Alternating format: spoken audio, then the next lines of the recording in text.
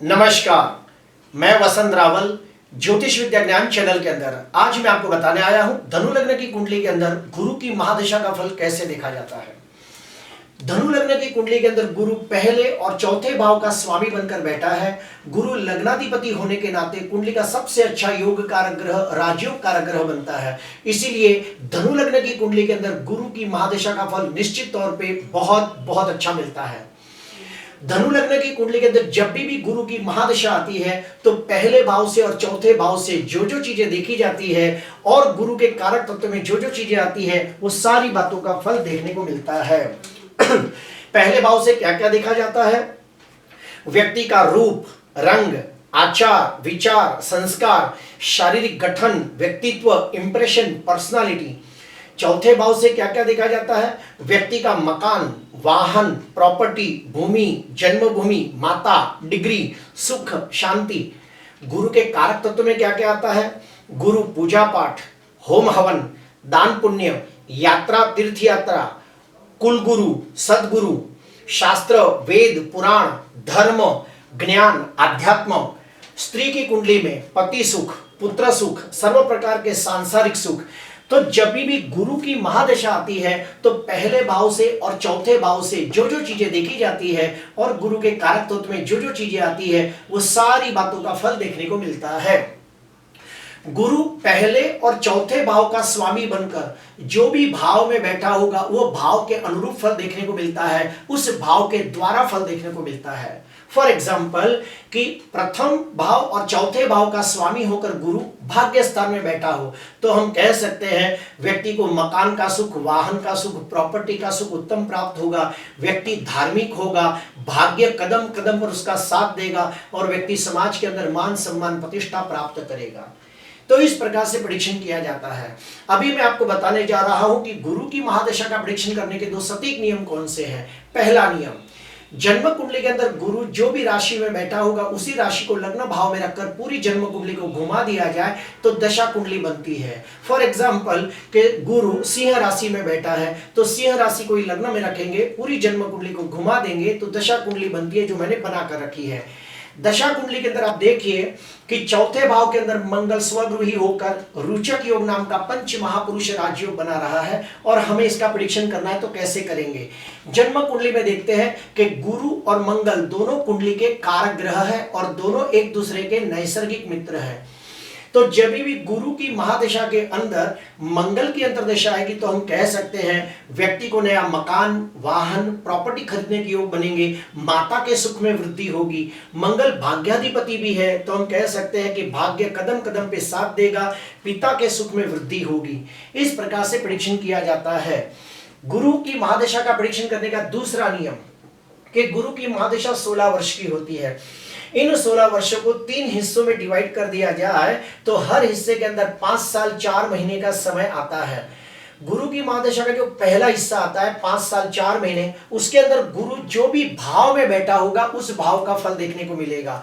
For example कि गुरु 7वें भाव में बैठा है तो 7वें भाव से लगती सारी बातों का फल देखने को मिलेगा। गुरु की महादशा का जो दूसरा हिस्सा आता है 5 साल 4 महीने, उसके अंदर गुरु की जो मूल त्रिकोण राशि है धनु राशि जो पहले भाव में है तो पहले भाव से लगती सारी बातों का फल देखने को मिलेगा। गुरु की महादशा का जो तीसरा हिस्सा आता है 5 साल 4 महीने, उसके अंदर गुरु की जो दूसरी राशि है मीन राशि जो चौथे भाव में है तो चौथे भाव से लगती सारी बातों का फल देखने को मिलता है।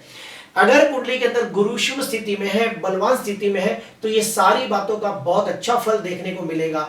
और अगर कुंडली के अंदर गुरु नीच का होकर बैठा है, गुरु पाप ग्रहों से दृष्ट है, पाप ग्रहों से पीड़ित होकर 6वें, 8वें, 12वें भाव में है तो गुरु की महादशा के अंदर बिल्कुल अच्छा फल नहीं देखने को मिलेगा।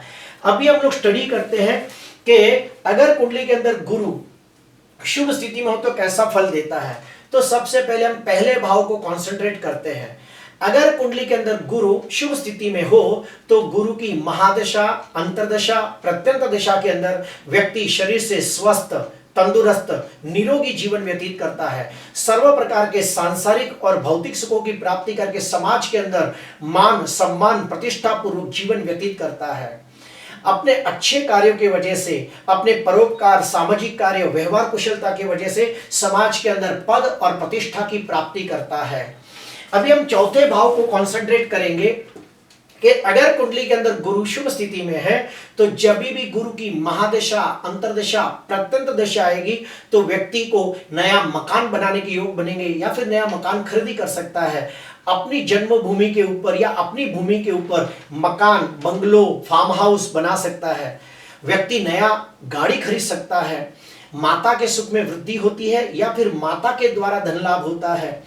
अगर कोई विद्यार्थी पढ़ाई करता हो तो उसे डिग्री प्राप्त होती है। अभी हम गुरु के कारक तत्व के ऊपर कॉन्सेंट्रेट करेंगे कि सबसे पहला गुरु वेद, शास्त्र और पुराण का कारक है। अगर कुंडली के अंदर गुरु शुभ स्थिति में हो तो गुरु की महादशा, अंतरदशा, प्रत्यंत दशा के अंदर व्यक्ति के जीवन में कोई आध्यात्मिक, धार्मिक और ज्ञानी व्यक्ति आता है और व्यक्ति पूजा पाठ, होम हवन, दान पुण्य, यात्रा, तीर्थ यात्रा जैसे शुभ कार्यों के अंदर अभिरुचि लेने लगता है। ईश्वर के प्रति श्रद्धा और विश्वास बढ़ने लगता है। धर्म के प्रति आस्था बढ़ने लगती है। रामायण, महाभारत, शिव पुराण, राधा कृष्ण जैसे सीरियल देखना उसे अच्छा लगने लगता है। गुरु शास्त्र का भी कारक है। अगर कुंडली के अंदर गुरु शुभ स्थिति में हो तो जब भी गुरु की महादशा, अंतरदशा आती है तो कोई व्यक्ति गुण शास्त्र सीखना चाहता हो, जैसे कि ज्योतिष शास्त्र, वास्तु शास्त्र, रत्न शास्त्र, तंत्र, मंत्र, यंत्र जैसे शास्त्र सीखना चाहता हो तो गुरु की महादशा को सर्वोत्तम माना गया है। और अगर कोई ज्ञानी व्यक्ति के संपर्क में आ जाए तो वो गुण शास्त्रों के अंदर पारंगत भी हो सकता है।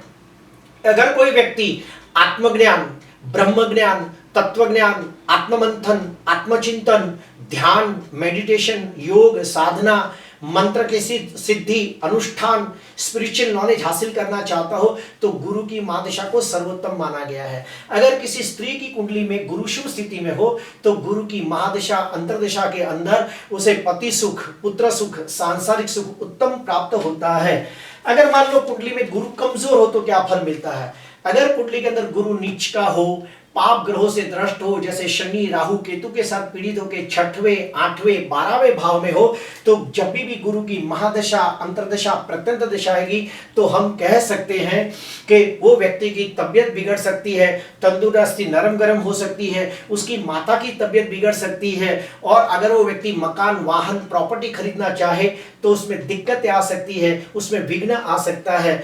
अगर गुरु नीचका होकर, पाप ग्रहों से द्रष्ट होकर 6वें, 8वें, 12वें भाव में हो तो व्यक्ति को ज्ञान का अहंकार आ सकता है और वो अपने ज्ञान के माध्यम से, ज्ञान का दुरुपयोग करके लोगों से आर्थिक लाभ उठा सकता है। धनु लग्न की कुंडली के अंदर गुरु योग कारक ग्रह है तो जब भी गुरु की महादशा आएगी 16 वर्ष की तो ये पूरी की पूरी 16 वर्ष की महादशा में ज्यादातर अच्छा फल मिलता है। लेकिन जब भी पाप ग्रहों की यानी कि जब भी मारक ग्रहों की अंतरदशा आएगी तो बिल्कुल अच्छा फल नहीं मिलेगा। गुरु की महादशा के अंदर जब भी शुक्र की अंतरदशा और शनि की अंतरदशा आएगी तो बिल्कुल अच्छा फल नहीं मिलता है। उस समय कोई भी शुभ कार्य करते हो 100 बार सोचना चाहिए और किसी अच्छे ज्योतिषकार की सलाह लेनी चाहिए। गुरु की महादशा के अंदर जब भी गुरु की अंतरदशा, मंगल की अंतरदशा, सूर्य की अंतरदशा आएगी तो निश्चित तौर पे बहुत बहुत अच्छा फल मिलता है। अभी हम लोग जानेंगे कि अगर कुंडली के अंदर गुरु कमजोर हो, पीड़ित हो तो कौन से उपाय करने चाहिए। सबसे पहला उपाय ओम ह्रीम गुरुवे नमः, ओम ह्रीम गुरुवे नमः के 108 जाप करने चाहिए। देवादिदेव महादेव की पूजा आराधना करनी चाहिए। अपनी कुंडली किसी विद्वान ज्योतिषकार को दिखाकर आप गुरु का रत्न पुष्कराज भी पहन सकते हो। अगर धनु लग्न की कुंडली के अंदर गुरु सबसे अच्छा योग कारक ग्रह, राजयोग कारक ग्रह है, इसलिए ज्यादातर गुरु की महादशा का बहुत अच्छा फल मिलता है। सिर्फ शर्त यह है कि कुंडली के अंदर गुरु शुभ स्थिति में होना चाहिए। अपने माँ बाप की सेवा करें, सदगुरु की सेवा करें, कुल गुरु की सेवा करें तो गुरु की महादशा के अंदर और भी अच्छा फल मिलता है। प्रिय दर्शकों, आज के लिए बस इतना ही। आपको अच्छा लगा हो तो जरूर लाइक करना, सब्सक्राइब करना। नमस्कार।